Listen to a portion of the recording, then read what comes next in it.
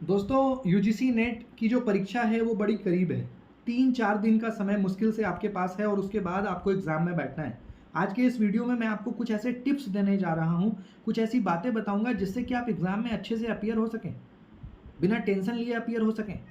साथियों, जब आप एग्ज़ाम में जाओगे, 2 शिफ्ट में एग्ज़ाम है, 9 से 12, 3 से 6। मान लीजिए आपका एग्ज़ाम 9 से 12 है, तो 8:30 पे आप अपनी स्क्रीन पे चले जाओगे, यानी अपनी जगह पे बैठ जाओगे। 9 जैसे ही बजेगा आपका स्क्रीन ओपन हो जाएगा, क्वेश्चन नंबर 1 आपके स्क्रीन पे अपीयर हो जाएगा।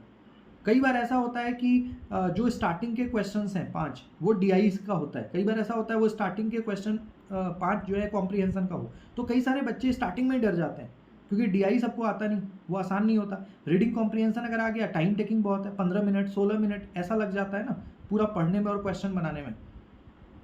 तो इस चीज़ का आपको ध्यान में रखना है कि घबराना नहीं है, क्योंकि मान लीजिए डीआई में अगर आपका 15 मिनट भी चला गया, तो जो थियोरेटिकल पोर्शन है उसमें आपका टाइम ज़्यादा नहीं जाएगा।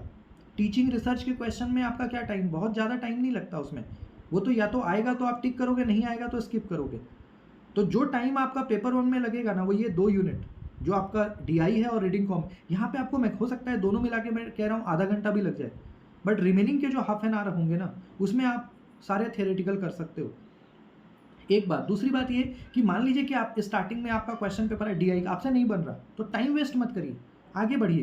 क्योंकि 50 क्वेश्चन में 50 आप करोगे तभी आपका सिलेक्शन होगा, ऐसा नहीं है। 50 में अगर आप 35 भी सही करके आओगे ना, तो भी आप जेआरएफ पा सकते हो। तो ऐसे में हमें कोशिश करना है कि हमें मैक्सिमम टिक करें।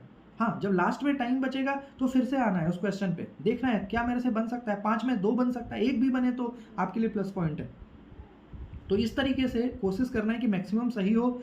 जिस क्वेश्चन में आपको लगता है कि मैं थोड़ा टाइम दूंगी, मेरे से हो जाएगा, वहाँ टाइम दीजिए। लगता है नहीं हो पाएगा, टाइम वेस्ट मत करिए, क्योंकि 150 क्वेश्चन आपको करना है, वो भी 3 घंटे में, यानी 180 मिनट्स में। जब आप पेपर 2 में जाते हो, तो पेपर 2 में भी आपका पेपर 2 आपका कोर सब्जेक्ट है, उस सब्जेक्ट के आप एक्सपर्ट हो। वहाँ आपको ये सोच के जाना है कि मैं 100 क्वेश्चन आएगा पेपर 2, तो वहाँ 80 क्वेश्चन मैं ठीक करूँगा, 80 क्वेश्चन मेरे को ठीक करना है। आप ऐसा सोचेंगे तब आप जाकर के 70 या 65 ठीक करोगे। इतना भी अगर आप 100 में 65 प्लस भी ठीक यानी सही करते हो, तो आपका जेआरएफ की स्थिति बनेगी, चांस बन जाएगा कि हो जाए आपका पेपर 1 मिला के मैं बोल रहा हूँ।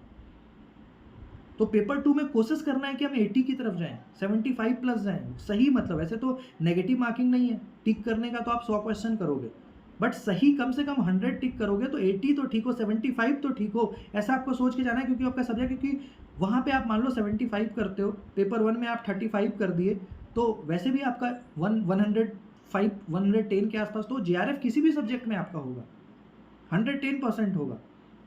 2 बात। तीसरी बात ये है साथियों कि क्वेश्चन जब भी आप देखोगे ना, तो ये हमेशा याद रखिएगा कि ये कॉम्पिटिटिव एग्जाम है और हाई लेवल एग्जाम है। तो शायद ही आपको 2-4 क्वेश्चन के अलावा कोई ऐसा क्वेश्चन नजर आए जिसमें आप बिल्कुल कॉन्फिडेंट हो कि देखते के साथ टिक कर दिया।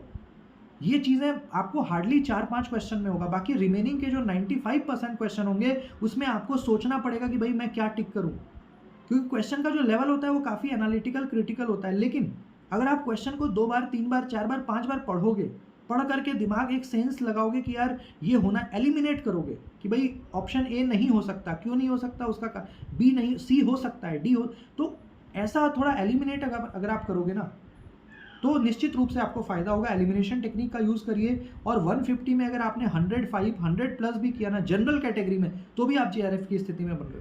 तो बहुत संयम और स्मार्टली आपको करना है, टाइम वेस्ट नहीं करना है कि क्वेश्चन नहीं आ रहा है, अब पता लगा 20 मिनट आपने लगा दिया, आंसर नहीं आया, फायदा नहीं है। जहां लग रहा है कि बहुत मतलब मेरे से नहीं होगा, आगे बढ़िए, आगे हो सकता है आपके लिए बहुत सारे क्वेश्चन हो जो आप कर लो आसानी से। तो हमेशा ये ध्यान रखना है कि मुझे 150 करूंगा तभी होगा, ऐसा नहीं है। मैक्सिमम सही करना है, 100 प्लस सही करना है, तो उसमें अपना टाइम लगाइए। इस तरह की चीज़ों को करिए। बहुत ज़्यादा ओवर थिंकिंग नहीं करना है, डरना नहीं है, अदरवाइज आपको नींद नहीं आएगा, आपका यू कैन से मेंटली आप परेशान रहेंगे। इसलिए सोचना नहीं है, अभी भी 2-4-5 दिन समय है। प्रीवियस ईयर क्वेश्चन पेपर पे फोकस करिए।